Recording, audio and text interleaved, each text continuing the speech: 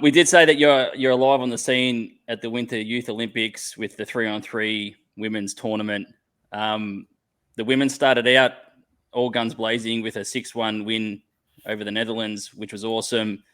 Played 2 more games since then, a 12-2 loss to South Korea and a 15-4 loss to Italy. What's the scene like over there at the Olympics? Honestly, it's pretty electric. To be here where the 2018 Olympics were hosted, all the infrastructure is state of the art. The facilities are fantastic. Organization, everything going on here is an experience that these girls will never forget, and they're really blessed to be here and participating, and for all our athletes across all disciplines. So Australia has a massive following. I think every player on the ice hockey team has at least one parent here. Most have several. So our stand section is actually really cool. We've got heaps of Aussies, and a ton of the other athletes come down and cheer the girls on when they play. And it's been a fantastic experience. I mean, obviously coming in as one of the lowest seeded teams in the group, playing against some of these powerhouse teams that have been doing this for years and are ranked higher than us in the IIHF. Been in 1B for a while. We're definitely the underdogs. So to come up with the Netherlands and have that win early on was great for the girls. But even still, I watched that game live and I could see we still had some holes in the 3-on-3 concept in game. And those cracks really opened up when we started to play like South Korea, who have obviously trained this discipline very well. We did a shot count, unofficial shot count, but we were outshot 92-30 against South Korea. So in a 45-minute game, we had 92 shots on. And then you think about that, and it's insane. I don't have the patience for the time to go back and count how many shots they saw today against Hungary. Hungary being the top seeded team in the div, they're a weapon. They just absolutely rolled us. Very, very proud of the girls, though. They probably played their best hockey by far. Positionally, embracing the player-to-player positioning and defending. And we scored a goal against them. So Mexico wasn't able to do it. Turkey wasn't able to do it. China got 3, but China's quite strong. So yeah, really proud of Hannah Cryan there. She got a goal against Hungary. But we ended up losing, I think it was 22-1. So, hard outing for the girls, but geez, they're staying positive. Great vibes through that team. You can see it on the bench. So, the girls are really embracing this experience. We've just got a couple of comments in the chat. One from Christian Knott. Are you drafting Matt, the commentary team? I think we do need to give a shout out to the fact that you've been providing an unofficial stream, the Matt Meyer Broadcast Network. And Phil Taylor also, thanks for the live stream and commentary, Matt. You've got Gigi and Doogie watching their backs. Thank you so much for providing that. I know we've spoken a little bit about it, but for people who maybe haven't seen a game yet, what's the format? What's with the car horns, and how different is it to strategize? Yeah, look, it's insanely fast. So anybody that's watched it online, you're probably seeing it at half the speed of what we watch it live. The camera just doesn't do it justice. Essentially, it's a full NHL-sized rink that's split into thirds. The middle third is the 2 bench areas, and then there's 2 games going simultaneously at either end. So there's actually 4 teams competing on the same schedule and the same clock. So it also adds to the excitement because you hear a bunch of cheering going on from the other rink, and you're like, well, we didn't do it. But once you kind of get used to it, it's pretty cool. So essentially what it is, it's a pre-established IIHF 3-on-3 format. Every 45 seconds, the girls must change. It's a mandatory change.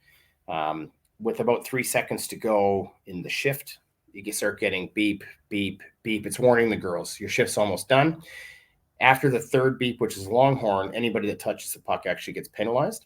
So you want to leave the puck in a position for the next line coming on so that they have some success, right? So instead of just firing the puck away at the other end, you're actually causing a turnover and giving the girls on the opposing team the puck to come and rush against you. So you hear beep, beep, beep, even though you're down on their end and you have some offense happening, you kind of want to send the puck back to your goalie or towards your bench so that the girls can come out and play.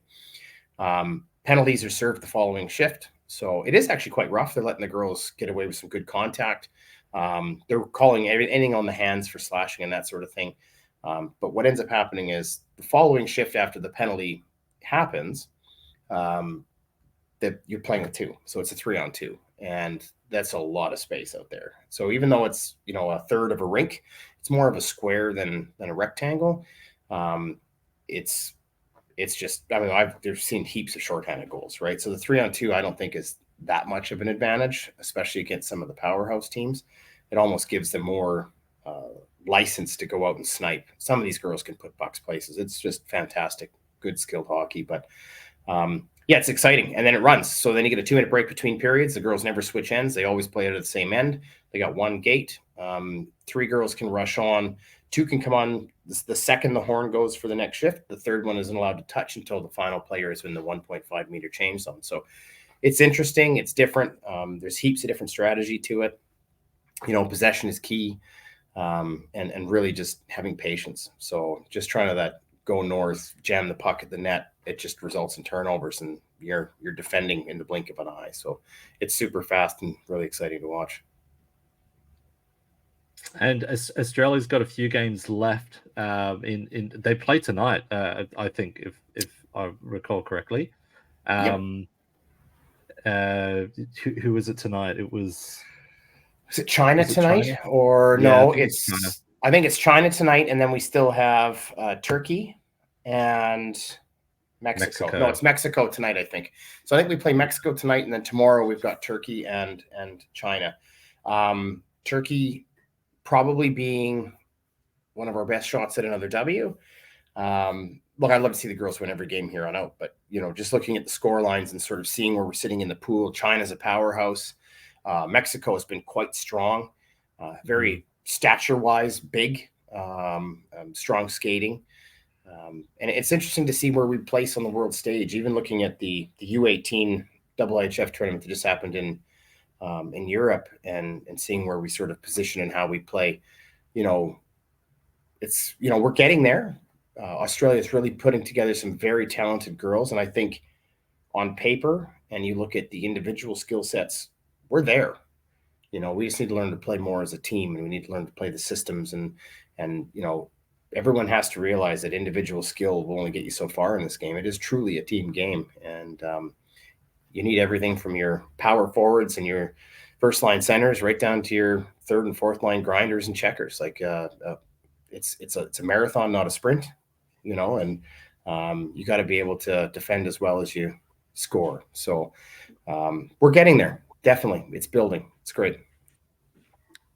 Is there one player from this roster that you've looked at playing across these games and thought you're built for 3-on-3, like you play 3-on-3 really well? Yeah, I mean, I don't want to single any of the girls out or make them feel like they've been left out, but 3 girls actually stand out. I think her name is Yo-Yo Messier. I think she's over in Oha. She's playing in North America.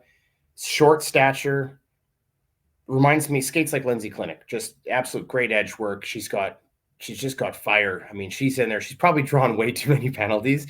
But I love the edge and all the way she plays. Great with the puck. Captain Baker, excellent, smart, very mature decisions on the ice. The way she moves the puck, the way she sort of quarterbacks and communicates with the other girls on the ice. She's got a bright future in the sport. And Georgia Watts is another one, as far as reading and transitioning from offense to defense and how quickly she does that. Strong on the puck, strong stature, great shot. So those 3 players together to me have been the standouts. And again, not to say that the other girls aren't at that level. Just for me personally, just watching them, I really enjoy the way they're specifically playing. So, and I think that's a core good group of to build a team around for sure. Just a few more comments. Sarah Doramaja, listened to Matt's commentary today. Also, thanks, Matt, for providing the live stream for us. You're certainly making a lot of friends with your live stream skills. Jared Arps, shout out to Remy, who was watching your show.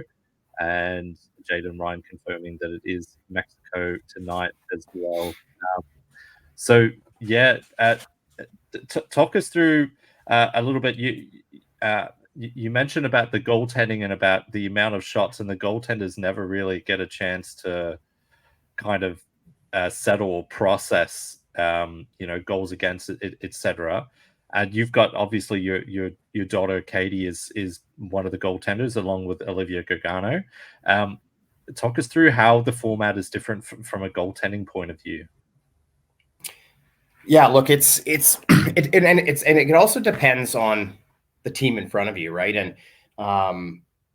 I think when we look at more of a balanced game against the Netherlands, where there was a lot of jockeying for position, a lot of wide drives, pucks coming in from bad angles, the goaltenders were probably a little bit more settled into the game and had more of a cadence to it. Where playing against South Korea and Hungary, it's more of a tidal wave. It just comes. I mean, we counted. I went back and watched the stream because I was just curious to see what kind of shot counts we have.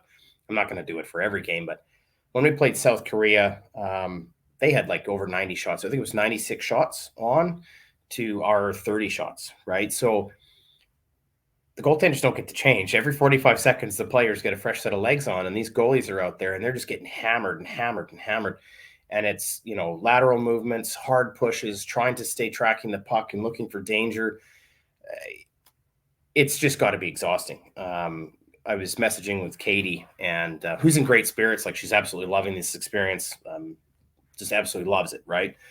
But I was messaging with her. She's like, I think I blacked out at one point during the Korea game. I think I forgot a whole period. Like, it just comes over you, and she's like, it was just puck after puck after puck. She couldn't reset, and it was a fight or flight thing, right? And it was she felt like she was completely buzzing on adrenaline.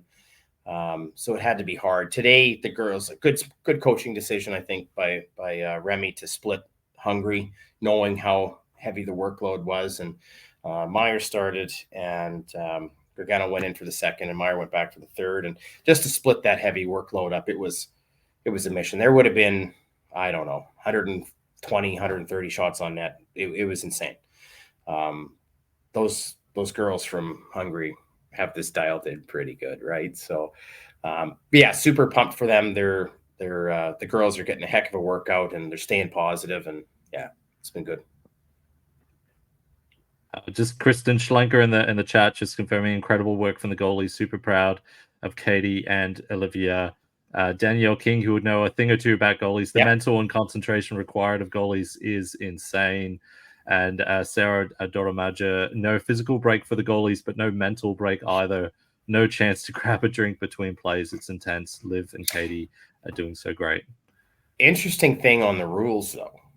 Once the buzzer goes, the goalie can actually play the puck. So as they're in the line change, there have been a few of the more elite goaltenders that have come out and started moving pucks and even tried to take a couple shots on net, which is pretty cheeky. And you're actually allowed to change your goalie whenever. So you could, on the fly, change goaltenders, which would be hilarious.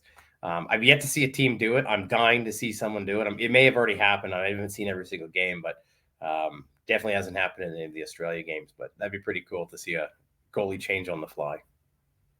Are the goalies allowed past that red line that's in the middle of the ice? Like, is it the same restrictions as NHL or not? I don't know specifically. So I got a little double IHF sort of book. Each one of the parents got one. Well, the players got them, and then of course the parents probably read them. And I was just really curious on the format, and I don't think it specifically says you can't, but Katie tells me you're not allowed to. I'm like, go for a skate, it'll be funny. But no, they won't let them do it. So Tara Baker was named the flag bearer for Australia. Also got the opening goal for the tournament. Have you had a chance to talk to Tara about being the flag bearer and sort of what it means to her? Have you had that chance at all, or have you heard anything about how she felt from Katie or anyone else? No, look, well, Kate, like the girls are tight. The girls are in this village. They're bunked up 4 to a room, and 4 share a bathroom. I think it's two in each sort of little cubby, and then they share a bathroom. There's 4 of them, and they're on lockdown. We've seen the kids twice now since we've been here.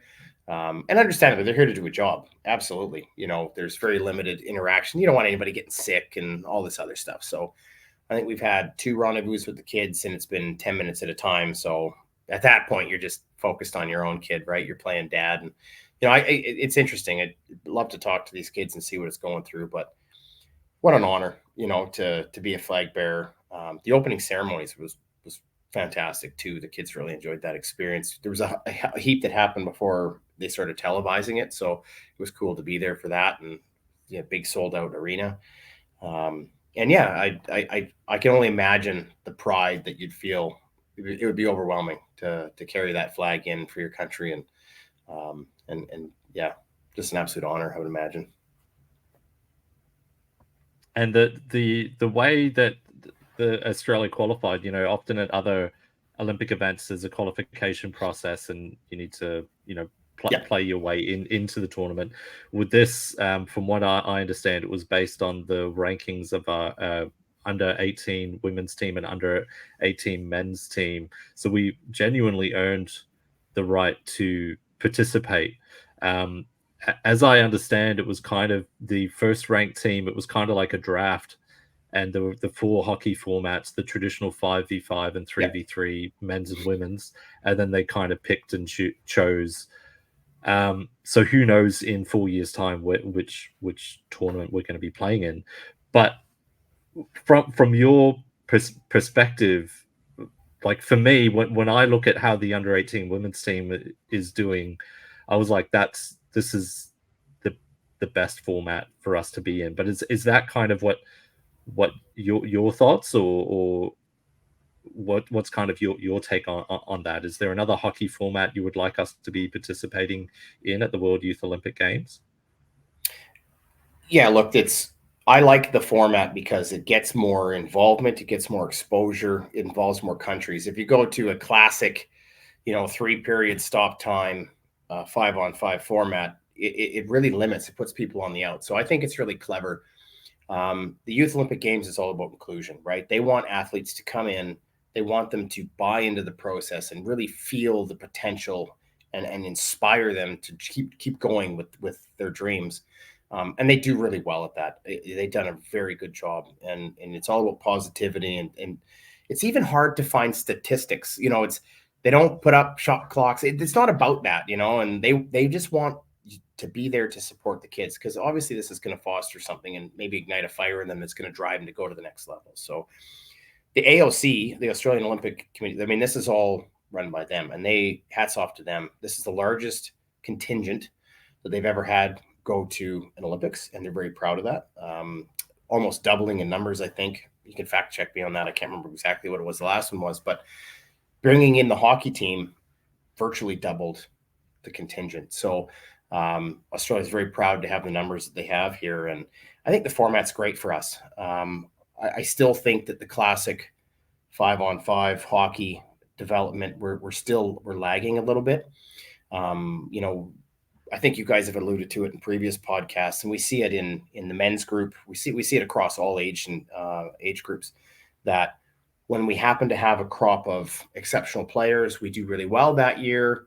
And then we may regress for a year or two, and we sort of bounce back and forth between divisions, and we lack consistency. And I think, if IHA were, if I were at the head of IHA, which I'm definitely not ever wanting to do that, but 3 things: get more ice time for our athletes. That's critical. Like, we don't have enough ice time in this country. We've got the skill, we've got the desire. We don't have enough ice time to hone our craft. They need to develop more on officials. We need better officials across the league. We see it in the AW, we see it in the AI. We need to continue developing our officials, because it has such a critical component of the game. Coaches, we've got to be investing in coaches. Did you get your coaching cert, by the way? No, Were one no. of you going for your coaching certificate? Oh, okay. No, Maybe that on was another podcast. Andrew Egan. Andrew Egan. Yeah. Oh, is that what it was? Okay, sorry. Yeah. But yeah, so we need to develop our coaches more. We got to put a huge investment in our coaches, obviously, and then really money. We need to find sponsorship. Money drives everything, and I think you guys have raised it on previous podcasts with different guests that, financially, this is a really expensive sport to play. The girls are over here fully funded by the AOC. It did not cost any one of these athletes to come over here and compete on this international stage at the Youth Olympics $1 to be here to play. They've got snowsuits, winter jackets, puffers, meals, accommodations, flights, everything in. Costs nothing. And that's how it should be for all our ice hockey athletes, I think. Anybody going to a double IHF event, the fact that they're paying $5,000-$6,000 out of their own pockets to go and play really limits the amount of people that have the ability to go, right? I mean, now it comes down to not only are you good enough, but can you afford it? And we need to be looking for massive sponsorship or government funding. That's a big piece of it here to try and really just keep these athletes going, especially when they get to that 18, 20, and then open age groups. It becomes very hard. So, but great potential. You see it across the country. There's so much skill. Yeah. If anyone has any questions for Matt too, if you're listening, watching, put them in the chat. Here's one from Jared Arps. Hey Matt, being a goalie parent and what you're saying with the excessive workload of a 15-minute period in this format, do you see there being a crossover between good development and just hanging in there with the goalies? Yeah, great point. Katie, and again, I don't know, I haven't actually met Olivia at the tournament yet. Again, we're pretty limited with our exposure, but talking to Katie, one of the things that she said to me was, thank God I went to the gym so much, like just having the ability to hang in there physically. I mean, anybody that hasn't ever put on goalie gear, and I've done it once and I'll never do it again, and try and move around for an hour, flopping like a fish out of the water and trying to track a puck, and there's a certain level of athleticism and just sort of freak. You got to kind of be weird, right? And I've got two goalies. My son's also a goaltender, and Katie's a goalie. And yeah, they're weird. That's normal. They wouldn't mind me saying that either. But athletic wise, you're not. It's just different. And this format specifically, raised by Jared, like it's totally outside what a normal goalie would be expecting. And I don't know if there was a lot of sort of coaching in that aspect with her from the team, but it's one thing that we continued to talk about was like, it's you to get no rest. You got to be able to go hard for 45 minutes with really no break. So she trained specifically for it. And I think it's showing. So. Just Sarah calling you out in the comments, and then two of your kids became goalies, Matt.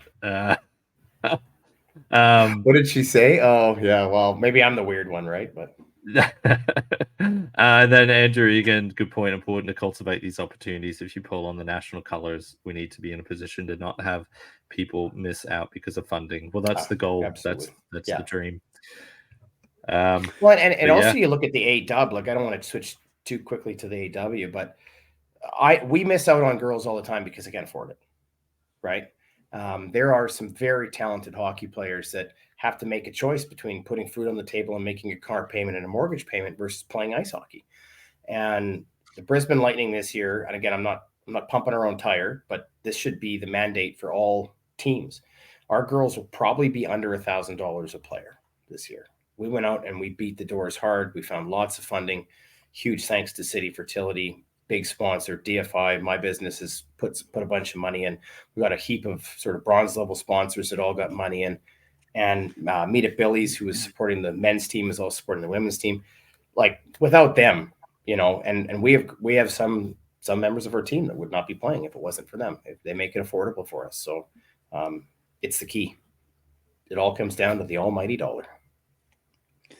Yep, I was on Triple R Radio in Melbourne recently, and that was one of the things that I mentioned to the two hosts, getting funding, and we're talking about national teams, and sometimes you can't capture the whole pool of talent because some players just cannot afford to travel or pay for the travel and all that sort of stuff.